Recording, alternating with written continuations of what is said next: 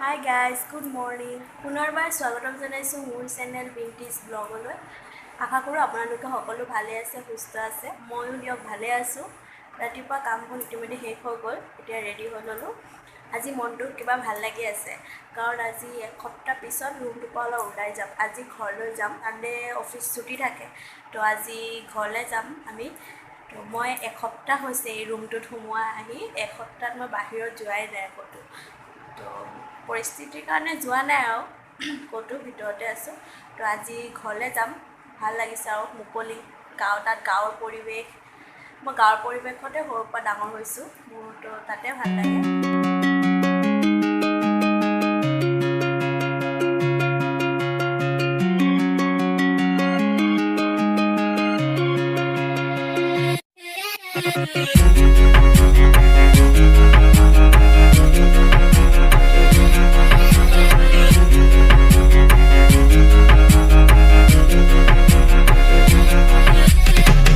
ঢেকীয়াৰ সৈতে টেঙা বনাবলৈ লাগিব আমাৰ, বেছি বস্তু প্ৰয়োজন নাই।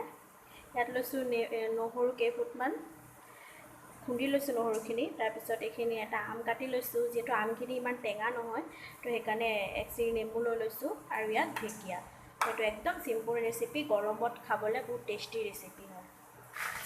কেৰাহীটো গৰম হৈ আছিলে, দি দিম সোৱাদ অনুসৰি নিমখ, হালধি গুড়ি, জলকীয়া। তো এইটো ঢাকি দিম পানীটো উতলিবলৈ। তো 2 মিনিট পিছত তাৰপিছত ইয়াত দি দিম ঢেকীয়াকেইটা, কাটি ধুই থৈছিলোঁ ঢেকীয়াকেইটা দি আৰু অলপ সময় ঢাকি দিম, যাতে ঢেকীয়াখিনি সিজি যায়।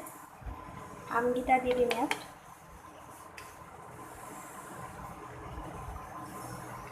তো আমখিনি হৈ গ'ল, ইয়াতে দি দিম নেমু অলপ চেপি। যদি আমখিনি টেঙা হয় তেতিয়া নেমুটো নিদিলেও হ'ব, ইয়াত যিহেতু আমটো ইমান বেছি টেঙা নহয়, তো অলপমান নেমু চেপি দি দিম। তো ঢেকীয়াখিনি সিজিলে এইকেইটা অলপ এতিয়া নমাই ল'ম। প্ৰথমতে মই তেল ব্যৱহাৰ কৰাত আছিলোঁ, এতিয়া অলপ ইয়াত দি দিম তেল, সামান্য পৰিমাণৰ তেল দিম, বেছি নিদিওঁ। ইয়াত দি দিম নহৰুখিনি, ঢেকীয়াখিনি ইয়াত দি দিম। তো মোৰ ভাত বনাই হৈ গ'ল। এতিয়া হাজবেণ্ডে ফোন কৰিছিলে যে তই কিবা এটা আনিছে, তো কি আনিছে তাকে চাওঁ বলকচোন। কিনো এইটো? মোৰ কাৰণে নি? মোৰ কাৰণে নি? কি গিফ্ট এইটোতো? খোলাচোন চাওঁ। মই খোলোঁ দিয়া। এইটো ইয়াত লিখা আছে, চাওঁচোন। অঁ, গেছৰ চৌকা। আজি মই বনালোঁ এইটো, গম পাইছে। ইয়াৰ ৰেচিপিটো দিছোঁ, ঢেকীয়া, তাৰপিছত বনাইছোঁ ডিম কাৰী। তো এইটো ৰেচিপিটো মই অন্য এটা ভিডিঅ'ত দিম, তো আপোনালোকে চাব। এতিয়া ভাতকেইটা খাই ৰেডি হৈ ওলাই যাম ঘৰলৈ বুলি। তো এতিয়া আমি ভাত খাম। এওঁলোকে খোৱা ষ্টাৰ্ট কৰি দিছে, মোলৈ ৰখাও নাই। তো মই ৰেডি হৈ গ'লোঁ, এতিয়া যাম ঘৰলৈ। তো মাস্কখন লৈ লৈছোঁ, ৰাস্তাত লগাই ল'ম।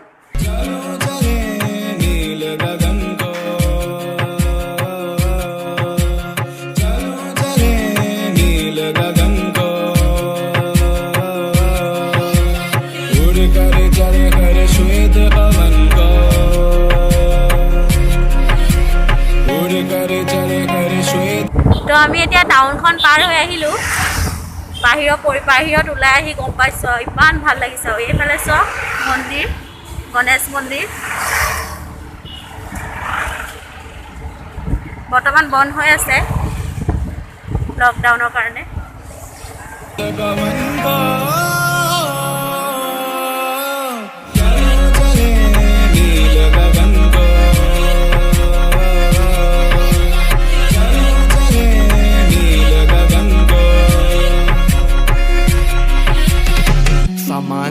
सोचा नहीं दो बार इन शहरों की गिरफ्त से भगा मैं, एक गहरी सांस लेके सब भूला भाई जादू सा है कुछ समा। तो এতিয়া পালোঁ দুৰ্গা মন্দিৰ পাৰ হৈ আহিছোঁ। বেছি দূৰ নাই আৰু ঘৰত পামগৈ। झंझट से दूर हूँ, पड़ोसी की पीटी नहीं सुनी आज, जो करो जो करना नहीं डरना, कुछ अभी भी सोचे क्या सोचे कि दुनिया। रहने दो या जाना मुझे घर नहीं, इनको विचारों की है जड़ वही। ये जो चमके तारे मेरे पे पूरी रात प्रकृति साथ है वो, पास नहीं हम गरीब बात में फिर भी जी चारी ए अतीत की चादर ओढ़े खोया आज उन गुफाओं में है चंदा जाके पीछे चिपटा रात इन पहाड़ों के चमकता जुगनू जैसे तारे लाख इन फिजाओं में लपक के बांधा मैंने फीता छाप छोड़े चला मुझे किस किस ने क्या क्या कहा भटकता रहा मैं सिर्फ आवारा मैं एक बादल में चलता रहा गगन बरस पड़ा तो आवा नील गगन को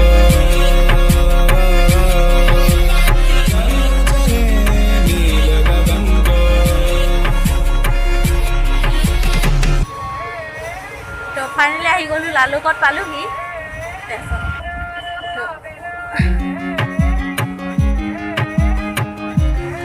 এইটো ৰাস্তা দি গ'লে পায় মোৰ মাৰ ঘৰ তো আজি ইয়ালৈ নাযাওঁ মনটোৱে যাবলৈ কৈছোঁ আজি নাযাওঁ उड़ कर चले कर श्वेत पवन को